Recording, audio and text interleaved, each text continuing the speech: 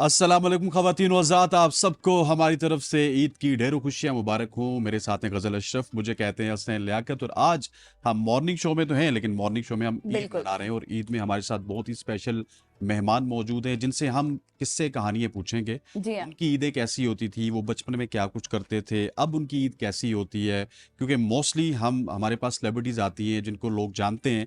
सो वो ईद किस तरह से मनाते हैं, अपने फैंस के साथ जाते हैं, अपनी फैमिली के साथ जाते हैं, फ्रेंड्स के साथ जाते हैं। और आज हमारी जो ये ट्रांसमिशन है ये बड़ी मुनफरिद होने वाली है। बिल्कुल जी, और इसी को मज़ीद मुनफ़रिद बनाने के लिए अब मैं ज़्यादा इंतज़ार नहीं करवाती, बिल्कुल मुझे ऐसे। लगता है कि मुझे इंट्रोड्यूस करा देना चाहिए जो गेस्ट आज हमारे साथ मौजूद हैं।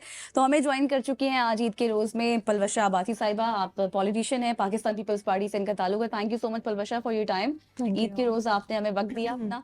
और इसके साथ हमारे साथ मौजूद हैं जी, किसी तारुफ के मोहताज नहीं है, जमाल शाह साहब। काफ़ी दफ़ा आपने इनको डिफरेंट प्लेटफॉर्म्स पर भी देखा है और इसके साथ साथ हमारे मॉर्निंग शो में कई बार आप इनको देख चुके हैं। सर, आपका भी बहुत शुक्रिया, आपने ईद के थैंक यू रोज़ जी, हमें बहुत वक्त दिया। शुक्रिया। बहुत जी, इसके साथ हमें ज्वाइन कर चुके हैं हरमीत सिंह साहब, जो किसी तारीफ के मोहताज नहीं है, एंकर हैं, आप पोस्ट हैं। Thank you Harmeet for your time. बहुत शुक्रिया आप ईद के दोनों रोज़ का। आप यहाँ पर मौजूद। सबको ईद मुबारक। खैर ईद मुबारक। मुबारक। और साथ ही हमें सिंगर अमीन अब्बास साहब ने ज्वाइन कर लिया अपनी टीम के साथ। आप सबका भी बहुत शुक्रिया। बहुत शुक्रिया आपका, और मेरी तरफ से आप सबको बहुत बहुत ईद मुबारक, खैर और मुबारक। मेरे देखने वालों को भी बहुत बहुत ईद मुबारक। खैर मुबारक खैर जी। अब मुबारक ईद जी। का सिलसिला जारी हो चुका है, तो सबसे पहले मेरा ख्याल है कि सर सीनियरिटी फर्स्ट। हाँ। हम जमाल साहब से स्टार्ट करते हैं। जमाल बिल्कुल साहब, बिल्कुल। ईद कैसी गुजरती है आज? अमूमन लेडीज फर्स्ट होता है। नहीं सर, हम सीनियरिटी फर्स्ट पे, हमने प्रोफेसर से इजाजत ले ली है। चलें, ठीक है। कैसी गुजरी है सर ईद आपकी माशाल्लाह से? ईद अच्छी, हमेशा अच्छी गुजरती है, ज़बरदस्त।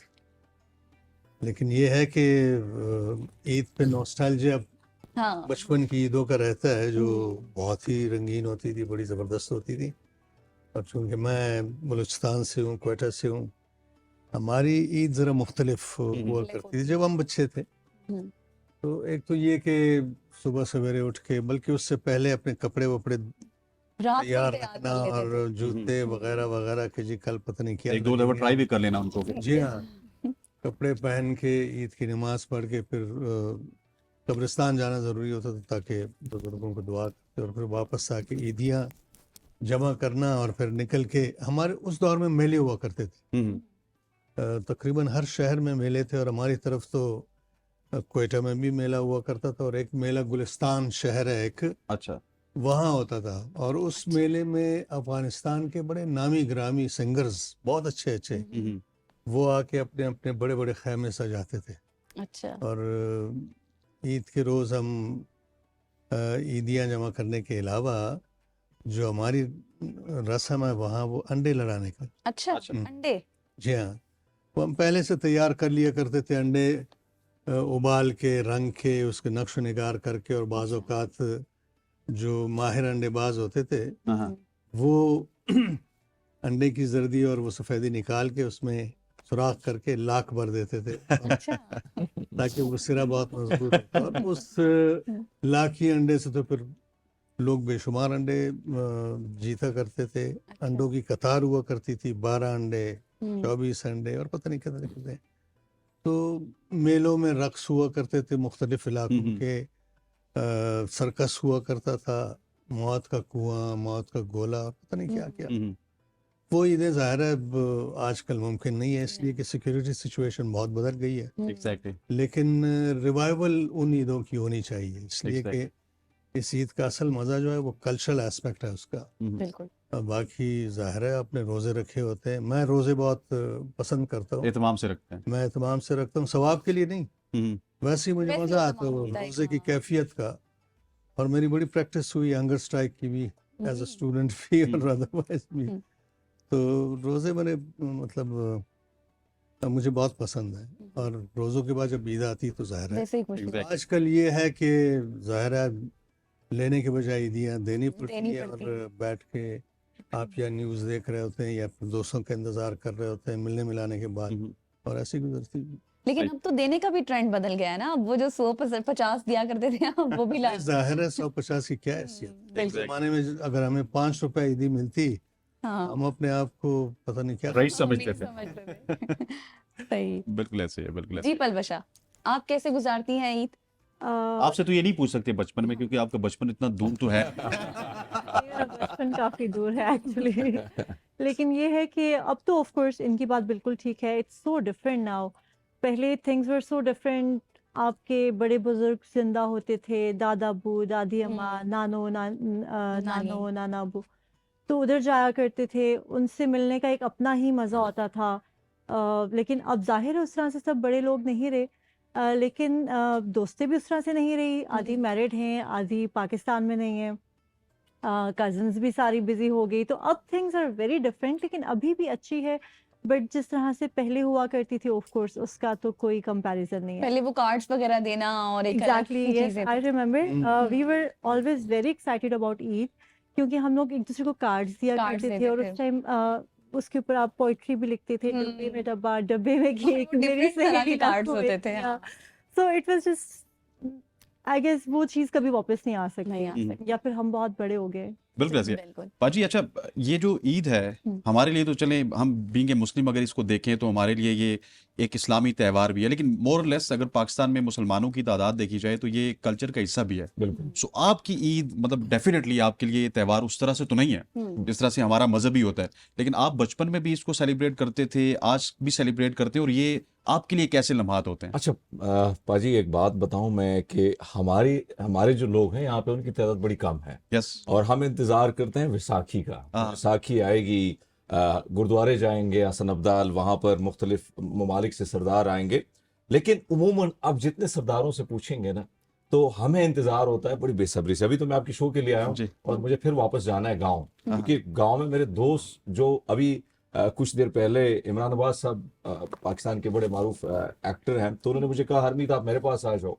तो मैंने उनको मैसेज किया, नहीं पाजी बचपन ना लंगूटिया यारा ना मजा करती है, ईद जो होती है। हाँ। सो ईद उमूमन यानी बचपन की जो मैं कहूँ तो ईद बचपन की होती है, क्योंकि आप हमेशा जमाल साहब की ने जो बातें की हैं कहीं ना कहीं वो चीजें तो हमने नहीं देखी, हाँ। लेकिन हाँ इससे करीब करीब तर चीजें हमने देखी हैं, और खासकर उस जमाने में शायद क्योंकि हम अभी मुख्तलिफ अदवार से गुजर रहे हैं, तो कपड़े जो है कमीज शलवार सिलवाना ये एक बहुत बड़ी खुशी होती थी, खुशी। और फिर हम इकट्ठे होते थे, क्योंकि साल में ऐसा नहीं होता था कि अभी जिस तरीके से हर हफ्ते में 2 कमीज शलवार हम सिलवा लेते हैं, साल इंतजार साल में एक करना बार पड़ता होती था। थी। हाँ। और हम फिर इकट्ठे होते थे, फिर ईदी भी मिलती थी। क्यों नहीं मिलती थी? क्योंकि मेरे जो मामा जी थे, मेरे सगे मामे जो है वो दिल्ली से बिलोंग करते हैं, अच्छा। तो मेरे जो मामा जी हैं वो मुस्लिम थे, अच्छा अच्छा। और अल्लाह ताला उनकी माफरत करे, तो वो हमें ईदी दिया करते अच्छा, थे। अच्छा। जो मेरे पड़ोसी थे वो भी मुसलमान,